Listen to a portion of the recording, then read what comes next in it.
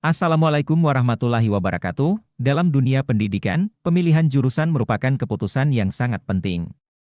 Banyak mahasiswa yang merasa bingung atau tidak yakin dengan jurusan yang akan mereka ambil. Oleh karena itu, kami mengembangkan sistem ini untuk memberikan rekomendasi jurusan berdasarkan minat dan bakat pengguna. Mari kita bahas lebih lanjut mengenai tampilan dan alur penggunaannya. Sebelumnya, izinkan kami memperkenalkan diri. Saya Muhammad Alba Prameswara dengan NIM 4112211070. Saya Anissa Febiani dengan NIM 4112211134. Kami dari kelompok 9 ingin menjelaskan tugas besar dari mata kuliah kecerdasan buatan.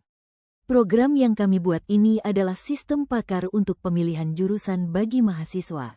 Yang pertama, tampilan awal. Ketika pengguna pertama kali membuka program, mereka akan disambut dengan tampilan awal yang sederhana dan simpel. Di layar ini, terdapat tombol mulai yang jelas terlihat. Pengguna hanya perlu mengklik tombol tersebut untuk memulai proses.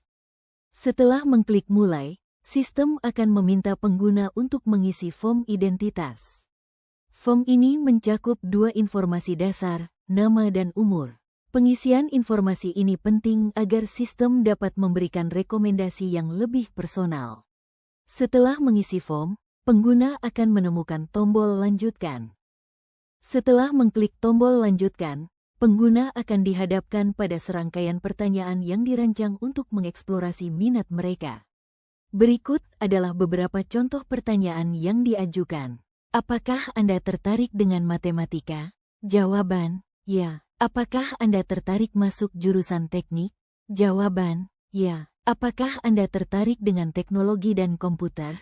Jawaban, ya. Apakah Anda suka memecahkan masalah menggunakan logika? Jawaban, ya. Jawaban terhadap pertanyaan-pertanyaan ini sangat penting untuk menentukan jurusan yang sesuai. Jika semua jawaban adalah ya, hasil tes akan muncul, menampilkan nama dan umur pengguna beserta rekomendasi jurusan yang sesuai. Mari kita lihat contoh kasus. Misalnya, jika pengguna menjawab tidak untuk semua pertanyaan, sistem akan menampilkan hasil yang menunjukkan nama dan umur pengguna, bersama dengan pesan bahwa sistem tidak menemukan rekomendasi. Ini menunjukkan bahwa sistem kami menyediakan umpan balik yang jelas dan langsung. Setelah melihat hasil, pengguna dapat mengklik tombol ulangi untuk memulai proses dari awal jika mereka ingin menjawab pertanyaan dengan cara yang berbeda. Hal ini memberikan fleksibilitas kepada pengguna untuk mengeksplorasi berbagai kemungkinan. Kami juga menyediakan fitur untuk admin. Terdapat tombol login admin di tampilan awal. Setelah memasukkan username dan password, admin akan diarahkan ke dashboard dengan berbagai opsi, seperti tambah fakta. Di sini, admin dapat menambahkan fakta baru, seperti suka komputer, untuk jurusan teknik informatika. Setelah menambahkan, sistem akan memberikan notifikasi bahwa fakta berhasil ditambahkan. Data fakta, tabel ini memuat semua fakta yang ada. Admin dapat mengedit fakta, misalnya mengubah suka komputer menjadi suka dengan program. Data solusi, berisi solusi atau jurusan yang ada dalam sistem, dengan kode S1 hingga S15. Admin memiliki kemampuan untuk melakukan pengeditan di sini. Data pertanyaan, admin dapat mengedit pertanyaan yang akan muncul kepada pengguna, sehingga program tetap relevan dan terkini. Sistem ini juga memiliki beberapa kekurangan yang perlu diperhatikan. Pertama, rekomendasi yang dihasilkan bersifat umum dan mungkin tidak sepenuhnya mencerminkan kebutuhan spesifik setiap individu. Meskipun sistem dirancang untuk memberikan saran yang relevan berdasarkan data yang tersedia, setiap orang memiliki konteks, preferensi, dan kondisi unik yang tidak selalu dapat ditangkap oleh algoritma. Hal ini bisa mengakibatkan saran yang diberikan kurang efektif atau tidak sesuai dengan situasi pengguna. Selain itu, ketergantungan pada input pengguna menjadi faktor penting dalam menentukan kualitas hasil yang diperoleh.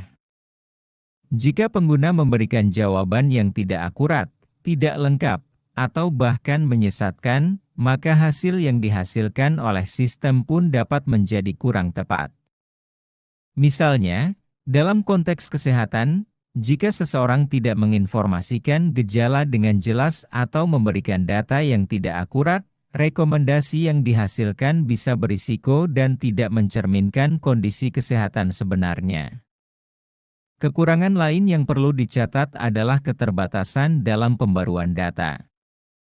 Sistem yang tidak secara rutin diperbarui dengan informasi terbaru atau tren terkini mungkin tidak dapat memberikan rekomendasi yang relevan. Dalam dunia yang terus berubah, akses terhadap data terkini adalah kunci untuk menghasilkan saran yang valid. Terakhir, ada juga isu terkait privasi dan keamanan data. Pengguna mungkin merasa ragu untuk memberikan informasi pribadi yang diperlukan untuk mendapatkan rekomendasi yang lebih tepat. Kekhawatiran ini dapat menghambat efektivitas sistem, karena tanpa data yang memadai, algoritma tidak dapat bekerja dengan optimal.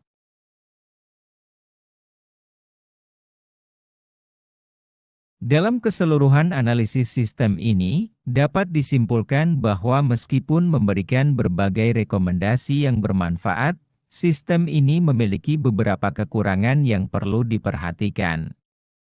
Rekomendasi yang dihasilkan cenderung bersifat umum dan mungkin tidak sepenuhnya mencerminkan kebutuhan spesifik setiap individu.